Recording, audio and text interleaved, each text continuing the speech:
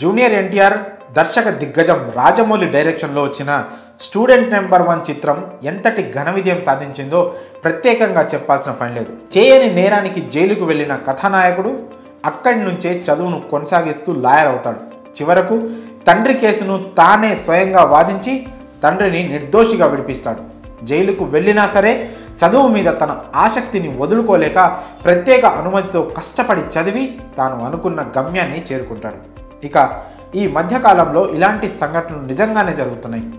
Jail పాలై అక్కడి నుంచే తమ చదువును కొనసాగించి లక్ష్యాన్ని చేరుకుంటున్న వారి గురించి ఈ మధ్య తరచుగా వార్తలు చదువుతున్నాం.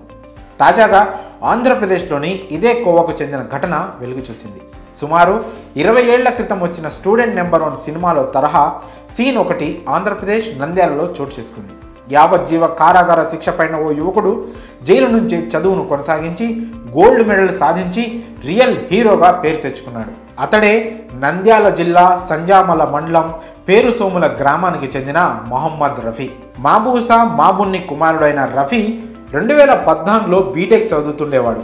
ఆ సమయంలో ప్రేమ వ్యవహారంలో భాగంగా అదే గ్రామానికి చెందిన ఓ యువతి హత్యకు కారకుడని భావించి రఫీ మీద పోలీస్ స్టేషన్లో కేసు నమోదైంది.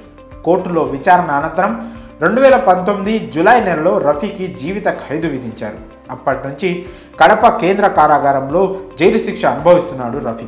ఖైదీలను సైతం అక్షరాస్యులుగా తీర్చిదిద్దాలని సంకల్పించిన కడప జైలు అధికారులు అక్కడ చదువుపై ఆసక్తి ఉన్నవారిని గుర్తించారు. 10వ తరగతి పూర్తి చేసిన వారిని గుర్తించి వారిలో ఆసక్తి ఉన్నవారిని దూర విద్య కోర్సుల ద్వారా పై చదువులకు ప్రోత్సహించారు జైలు అధికారులు. ఇక జైలు శిక్ష పడే నాటికే డిగ్రీ పూర్తి చేసిన మొహమ్మద్ రఫీకి చదువుపై ఉన్న మక్కువను గుర్తించిన అప్పటి జైలు సూపరింటెండెంట్ ప్రకాష్ ఇతర జైలు అధికారులు పై చదువులు చదవడానికి అతనికి ప్రోత్సాహం అందించారు. ఈ క్రమంలోనే 2020లో డాక్టర్ బిఆర్ అంబేద్కర్ ఓపెన్ యూనివర్సిటీలో పీజీ చేసేందుకు అవకాశం కల్పించారు అధికారులు. బిఆర్ అంబేద్కర్ ఓపెన్ యూనివర్సిటీలో ఎంఏ సోషియాలజీలో అడ్మిషన్ పొందాడు మొహమ్మద్ రఫీ.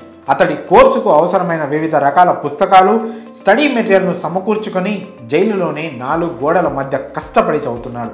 కోర్టు ఆదేశాల మేరకు జైలు అధికారులు 2022లో రఫీ పరీక్షలు రాయడానికి అనుమతి ఇచ్చింది. అన్ని అవకాశాలను సద్వినియోగం చేసుకొని యూనివర్సిటీ పరిధిలోని ఆంధ్రప్రదేశ్, తెలంగాణ రాష్ట్రాలకు సంబంధించి ఎంఏ సోషియాలజీలో మొదటి ర్యాంకుతో గోల్డ్ మెడల్ సాధించాడు రఫీ. జైలులో ఉంటున్న రఫీకి పీజీ పట్టా, గోల్డ్ మెడల్ ప్రదానం చేయాలని భావించిన యూనివర్సిటీ అధికారులు దీని గురించి జైలు అధికారులకు సమాచారం అందించారు. దాంతో కోర్టు అనుమతితో 4 రోజులు రఫీకి బెయిల్ మంజూరు చేశారు. ఈ క్రమంలో గురువారం హైదరాబాద్లోని అంబేద్కర్ యూనివర్సిటీలో వైస్ ఛాన్సలర్ జగదీష్ ఆధ్వర్యంలో రఫీకి గోల్డ్ మెడల్ బహుకరించి అభినందనలు తెలియజేశారు. ఈ సందర్భంగా రఫీ మాట్లాడుతూ తాను జైలు పాలైనప్పటికీ చదువుపై ఉన్న మమకారంతో పట్టుదలతో పీజీ సాధించానని తెలిపాడు. తన తల్లిదండ్రులకు ఈ గోల్డ్ మెడల్ అంకితం చేస్తున్నట్లు వెల్లడించాడు. జైలుకెళ్తే ఇక జీవితం అయిపోయిందనుకునే చాలా మందికి మొహమ్మద్ రఫీ జీవితం ఆదర్శంగా నిలుస్తుంది. బయట స్వేచ్ఛగా జీవిస్తూ జైలు జీవితంలా ఉందని భావించేవారు ఆయనను చూసి చాలా నేర్చుకోవాలి. జైలులో ఉంటేనే ఆయన ఇంత సాధిస్తే బయట స్వేచ్ఛగా ఉన్నవారు ఇంకెంత సాధించగలరో ఆలోచించండి. మరి జైలులో ఉంటూ చదువుకొని గోల్డ్ మెడల్ సాధించిన మొహమ్మద్ రఫీపై మీ అభిప్రాయాలను కామెంట్స్ రూపంలో తెలియజేయండి.